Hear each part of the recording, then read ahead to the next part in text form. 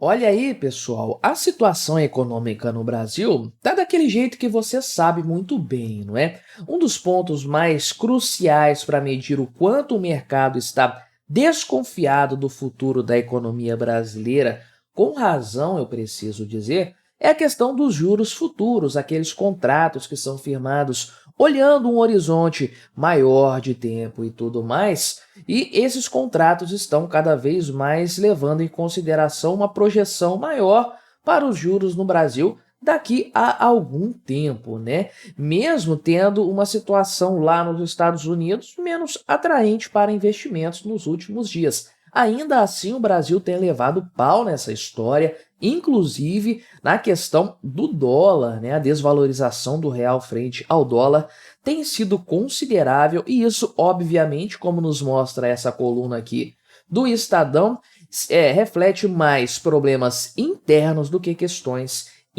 externas, do que questões mundiais. Vamos falar então sobre esse tema, sobre esse assunto, mas antes não se esqueça, deixe o seu like, o seu comentário neste vídeo, se inscreva no meu canal se você ainda não for inscrito, considere se tornar membro patrocinador do meu trabalho, com valores a partir de R$ 1,99 por mês, você me ajuda bastante dessa forma, pode ter certeza disso, né? Então, a questão do dólar, da cotação do dólar, é algo que tem incomodado bastante, né? Aqui a gente tem o gráfico do último mês dessa moeda, e você pode ver que nós, hoje, com R$ 5,26 de cotação, não estamos na máxima desse último período, que foi poucos dias atrás, R$ 5,30, né?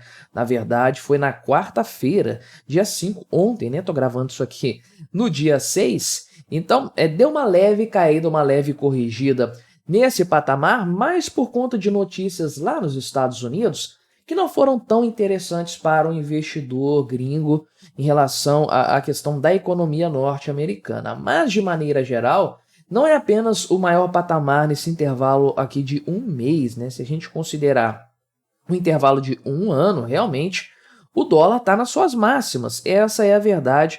Superou o patamar que ele chegou a marcar aqui em meados de abril e agora alcançou mesmo o maior período, demonstrando de forma assim, bastante inequívoca que hoje o Brasil está na pior situação econômica, pelo menos do ponto de vista da expectativa deste governo Lula 3.0. Mas quer saber? Pode ficar ainda pior, né? Agora, a questão dos juros de forma específica são um outro patamar, uma outra situação, mais pautados pela expectativa de longo prazo do que pela realidade presente. É mais ou menos o pessoal do mercado financeiro tentando ler o futuro da economia brasileira. Então, o que está sendo aqui pontuado de forma geral? Tem uma comparação nessa notícia do Infomoney dos títulos brasileiros e títulos norte-americanos. Então, lá nos Estados Unidos, esses títulos caíram de 4,70 no começo do mês passado para agora 4,29.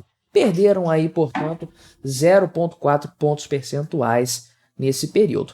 O que é mais curioso é que, geralmente, quando os juros caem nos Estados Unidos, os juros no Brasil também tendem a cair. É mais ou menos o padrão que é lido sempre. Só que, adivinha só, a coisa não aconteceu.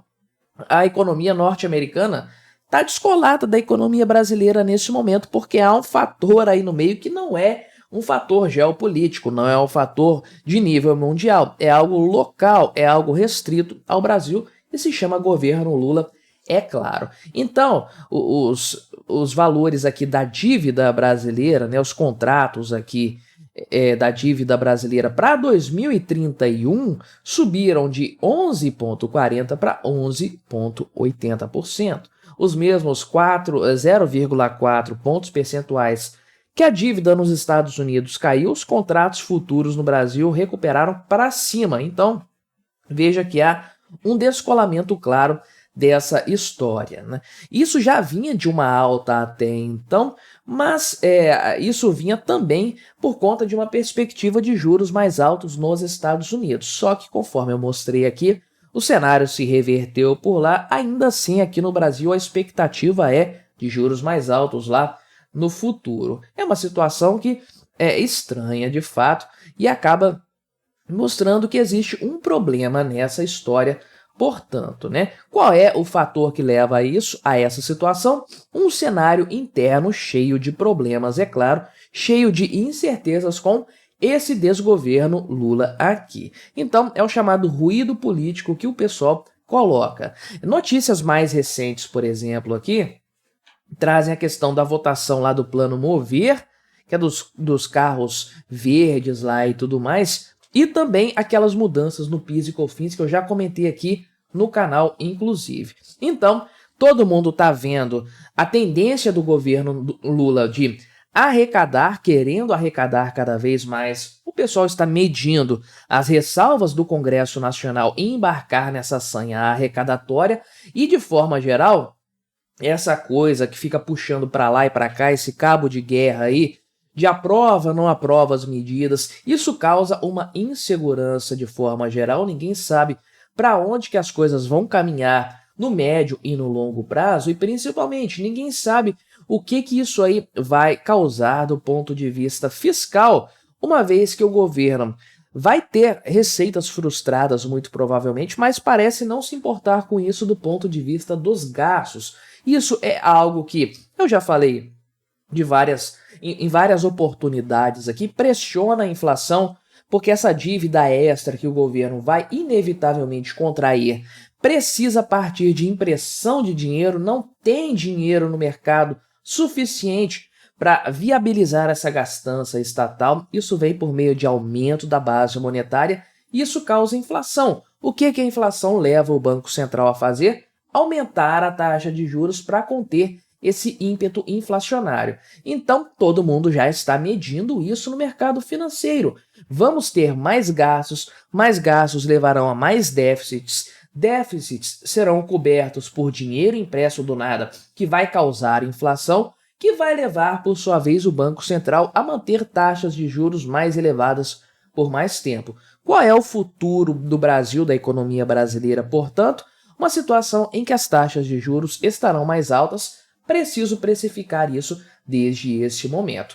E aí você tem ainda, né, do ponto de vista mais localizado de alguns setores do governo, a mudança na presidência da Petrobras, que caiu como uma bomba para o mercado, para a própria empresa, mas para a Bolsa de Valores, por exemplo, do Brasil de forma geral. E você tem a perspectiva de, nos próximos meses, o Campos Neto sair da presidência da Petrobras com uma grande incógnita a respeito de quem vai ocupar o seu lugar, com todo mundo meio que apostando que o Lula vai colocar um homem seu ali, um sujeito totalmente subserviente às suas ordens, às suas vontades, né? E por conta disso, dessa pressão fiscal, dessa insegurança, do próprio cenário dos juros futuros, o real tem caído de forma considerável.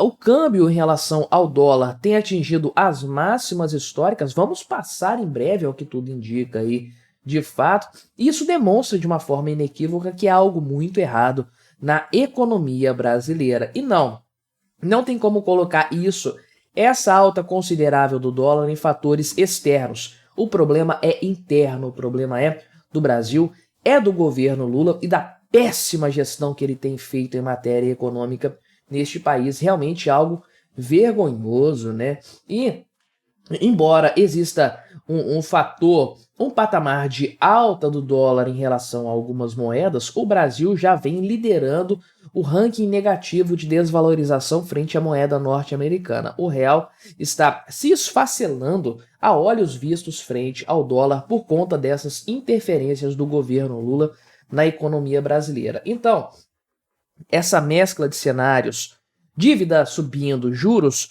mais altos, com a probabilidade de continuarem mais altos, interferência do governo na economia, inflação mais persistente e uma moeda mais fraca, uma taxa de câmbio menos favorável, tudo isso vai causar um desarranjo econômico muito grave em não muito tempo no futuro. Já temos visto alguma coisa, mas a tendência é que os piores cenários em breve apareçam também. E aí, meu amigo, vai ser uma situação realmente complicada, uma vez que o Lula é o causador desse problema, não tem a menor chance dele resolver a situação de colocar ordem na casa. Enquanto o Lula for presidente da República, Não há outro cenário econômico visível a ser vislumbrado no horizonte. Não, o Brasil realmente está caminhando para um precipício, eu diria. Mas me diga aí o que você achou dessa história, colabore com o nosso debate, se inscreva no meu canal se você ainda não for inscrito e até a próxima.